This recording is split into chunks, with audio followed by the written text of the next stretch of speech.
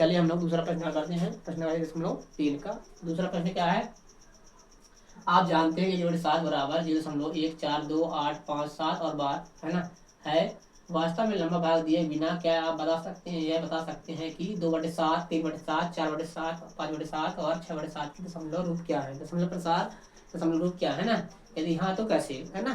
तो हम लोग देख लेते हैं है ना। हमको क्या इनके मान बता रहा हूँ, कुछ नहीं करना है इसमें, ठीक है।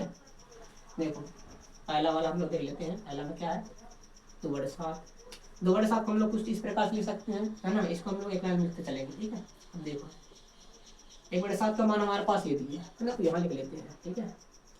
0.142857 और इसमें बार लगा देंगे गुणे 2, ठीक है। अब गुणा करा लेते हैं, ठीक है ना। यही लिख लेते हैं, ठीक है, यही लिख लेते हैं है ना। देखो 2 7 14 की 4 ऐसे लाई 1 है ना। फिर इसको यहाँ ले लेते हैं है ना, इधर सही रहेगा। देखो 7 की 4 हाथ से लाई 1, 5 10 10 और 1 11 की 1 हाथ से लगाई 1, 8 दिन 16 17 के 7 हाथ से लाई 1, 4 2 दिन 4 5 है ना। 8 और 2 1 कम 2 दशमलव, ये आ गया पहले वाले का आंसर, ठीक है। इसके बाद देखते हैं 3/7। 3/7 इसको हम लोग कह सकते हैं 1/7 गुणे में ये 3 ऊपर आया है ना।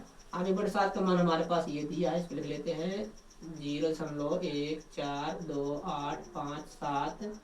ये हुआ 1/7 का मान और इसमें कितने गुना करना है, 3 का गुना करना है, ठीक है। तो चलिए कर लेते हैं 3 का गुना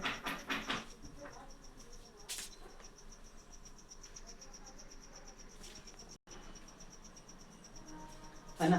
तो चलिए हम गुणा कर लेते हैं, ठीक है।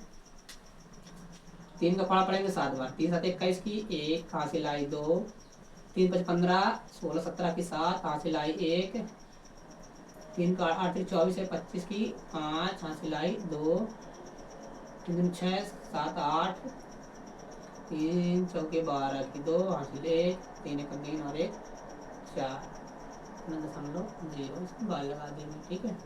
ये इसका आंसर हो गया, पूरे यहाँ तक बार है, ठीक है। गुणा इसमें ध्यान से करिएगा, ठीक है ना। सब में सेम वही प्रोसेस रहेगी। 4/, अब देखते हैं 4/7 इसको इसको भी इसी प्रकार हम लोग लिख सकते हैं ना। तो इसका मान 0.142857 है ना, बार गुणे 4। अब इसमें 4 का गुणा कराएंगे, ठीक है। तो चलिए करा लेते हैं। 7 चौको 28, 28 28 की 8 हासिल 2 है ना, और 4 पंचे 20, 22 की 2 हासिल आई 2, 8 32 33 34 34 की 4 हासिल आई 3, 3 4 दूनी 8, 8 3 11 की 1 हासिल आई 1, 6 चौको 16 17 की 7 हासिल आई 1, 4 1 कम 4 5 समझ ये आ गया, ऊपर लगा देंगे बार, ठीक है। ये वाला क्या आंसर हो गया। इसके बाद देखते हैं 5/7। 5/7 का इसको भी 1/7 गुणे 5 कर लेंगे, ठीक है। सब में सेम प्रोसेस रहेगी, ठीक है ना। इसमें 5 गुना करना है, देख कर लेते हैं। 5 7 35 की 5 हासिल आई 3, 5 25 25 3 28 की 8 हासिल आई 2, और अपन 40 40 42 की 2 हासिल 4, 5 दूनी 10 10 चौके की 4 हासिल आई 1, और 5 चौको 20 21 21 की 1 हासिल आई 2, 5 कम 5 7 समझ 0 और लगा देंगे, ठीक है। यही आंसर। इसके बाद एक और बचा 6/7, तो इसको भी लिख लेते हैं 6/7 है ना।